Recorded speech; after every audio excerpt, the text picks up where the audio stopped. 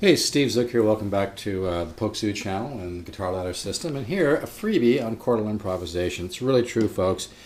Joe Pass told me when I was about 20, I'm 59 now, that if you want to take a quantum leap, he didn't put it that way, quantum leap, but he was saying if you really want to grow your musicianship in a major way and really have some very substantial growth to get into chord melody. He wasn't the most verbal guy in the world, but I think what he was trying to say is kind of what the essence of my guitar ladder system is, that when you resolve and play chords and get into tension and resolution and chordal improvisation, it's such great ear training, and your subconscious just soaks that up, and all of a sudden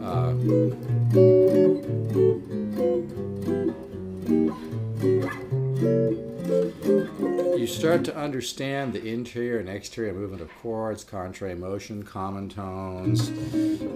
It just really wakes up the musical mind or the musical genius inside of you. Now, I've done a couple freebies here today and yesterday, working off what is cycle number 1 in the guitar ladder system. And then I showed you how to do it here. I noticed on the tape when I got down here it was kind of hard to see, so I was showing how to do it in this position here. Here's my A, by the way. It may not be right at concert pitch. Using it like major 7, diminished, minor, diminished, minor, 7 sharp 5, minor 9. You can go to the 7 sharp 5 again. Or you can do it like I was kind of mentioning in my other one. Add the major 13 flat 5. It's a major 13. It does not have a flat 7 like the dominant family. A dominant 7 chord has a flat 7 in it and a 3. It doesn't have to have the root. It can have the 5. Actually, but don't get me into a theory rap here. So, but what I wanted to show is on the last time, I noticed when I got down here, you couldn't see what I was doing, so I wanted to just people to see that. When I got to the end, I like to add this augmented 11 to the G. Okay, you add this, you kind of put that in the side of your finger here, but it sounds so nice to get that. Okay, so you get a little contrary motion. The bass goes down while the treble goes up, and that's one of my 7 sisters of improvisation. Okay, and then I go to this chord, which I kind of got that from, I took 2 lessons from Ted Greene years ago. We kind of blew each other's mind. It was a very interesting couple lessons, and we really had an interesting couple lessons. But anyway, to this 13 form here, which also has an 11 in it, and you pick up the 13 on the side of your finger again.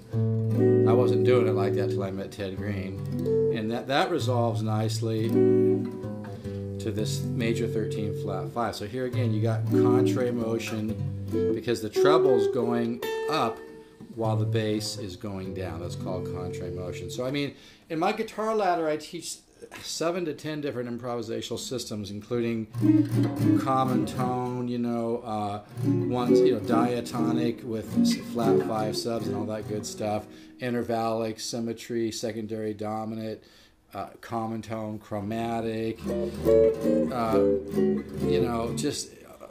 it's really a combination of all those elements when you want to grow your musicianship. But if you sit down every day, right now the Guitar Ladder System has 40 videos in it.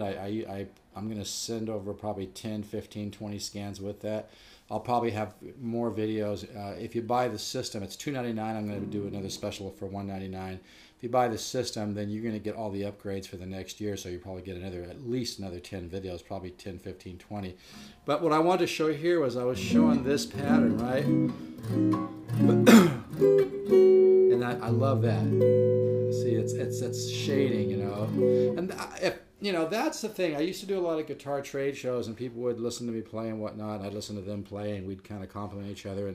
But some people would say they felt like they were a little too inside playing. They would always kind of play it safe, and you have to train your ear to go outside. You have to train your ear to hear the more modern sound. So like when you're doing something like this, major 7 diminished, minor 7 diminished. This is a great cycle, by the way. 7 sharp 5, minor 9 to the major 13 flat 5, and then let's say you're back at G major 7. You come down here. I just love that chord. And so there again, if you pick up with the inside of your finger that augment 11, it sounds bitchin', doesn't it? And then you come up here to this 13 form where you're getting the 11th and you're getting the 13 on the side of your finger. Again, got that from Ted Greene. Ted Greene was just, I mean, it was like meeting the Dalai Lama of the guitar world. I mean, he was a very gentle man, but he was an abs with no ego, which is probably why he played so good. But the depth that man had on guitar was scary. It was beautiful, though. It was like watching a mountain stream flowing down a hill. I really treasured my couple lessons with Ted. I heard a couple years later he passed away, and I was a bit sad about that, although I really don't believe that we died. That's a whole other rap, though. But hey, you know, he's a beautiful guy, and we had a couple lessons together. We kind of blew each other's minds, and it was really cool. But he really helped me to come up a notch, I think. And I don't care how great of a guitar player you are. You can always learn something new. And I heard years ago that John McLaughlin was still taking guitar lessons from time to time. So, you know, it's never ending, folks, and that's what's great about it, you know.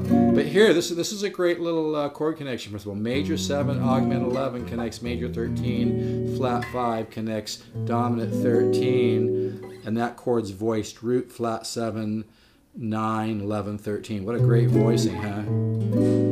And that resolves down to the major 13, flat 5. And that major 13 form has a root, flat 5, 7, 3, 13, and 9. So that's a nice little chord connection. And I remember that stuff. And I teach my students to remember these chord connection principles, because if that's how you know, it's like learn as much as you can about music, forget all the shit and just play. But it's like I've had this conversation with some really great musicians, and they all kind of agree it's 99% perspiration, 1% inspiration. But if you do your work, you learn about chordal improvisation, you input that information into your subconscious mind, then you're going to get the unconscious release, and you're going to learn how to compose, and it's huge. So if you really want to be the best musician possible in this incarnation, whether you believe in reincarnation or not, get into chordal improvisation, learn how to play standards, but don't get stuck playing standards only. You know, that can happen too. Standards are beautiful. I love them. It's a great learning tool, but you need to go beyond the standards and learn to compose. Anyway, so this is major 7 with an augment 11 down to a major 13 flat 5, okay? Here to a B flat 13. Like I said, great voicing. It's got the root, the flat 7. It's got the 9, the 11, the 13. And you pick up this 13 with this part of your bottom part of your first finger. Little contra motion. See, I love that. That sounds, and it sounds different. It sounds really great down here because you're getting those low notes. I'm using a solid state amp too, by the way. Okay, and when you find something you like, do it other places. Okay? And as long as you're messing with this chord right here, also do it like that.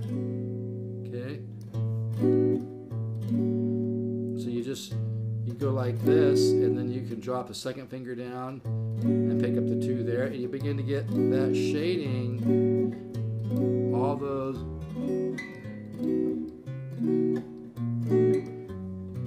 I'm kind of working off my common tone, but I wanted to show this because in the last I was showing how to, this all started with me showing this progression here, right? And I was showing people how to add the major 13 flat 5, and then I showed in the other video how to take the same progression on a different set of strings here, right? And then I like adding that. And then I was also showing this little like kind of turnaround type thing. I kind of look at this, I like to call this chord. I like what Joe Pass said. It's the idea, it's important, not the definition.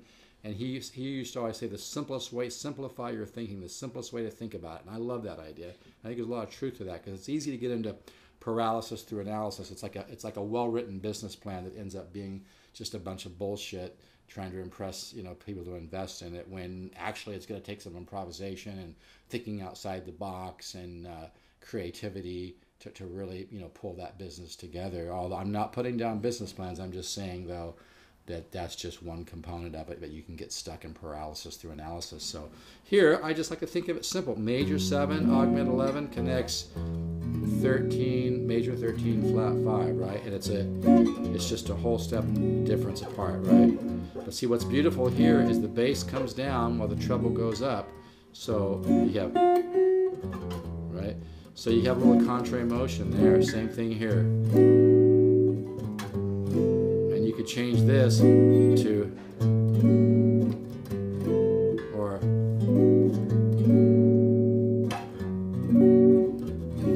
I chord. I love this chord, okay? But that's basically what I wanted to show. And like I said, messing around with this form here is great, because you can do it like this. You can flat the 9 like that.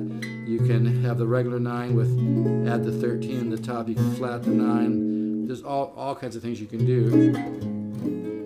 So anyway, I just wanted to show that so you could see it.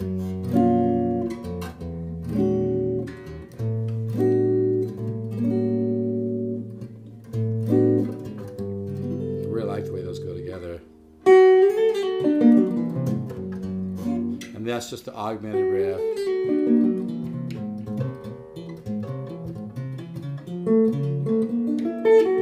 I like the way that color superimposes on this little chord connection principle here.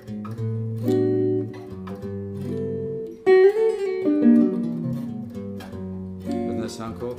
It's all about ear training, folks. That's why I said, you know, it's not bullshit, man. I've been working on this guitar ladder system for probably 35, 40 years, and I've seen students that just have made huge quantum leaps on this. Because, I mean, think about it.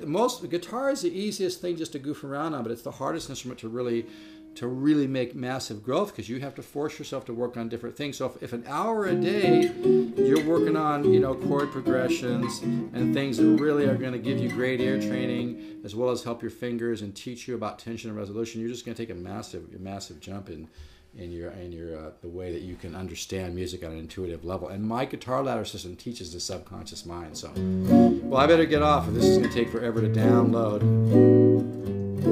And I just for fun, I'm gonna keep adding to this and just keep expanding this, so you guys can kind of see how my mind works and how I get into this craziness, right?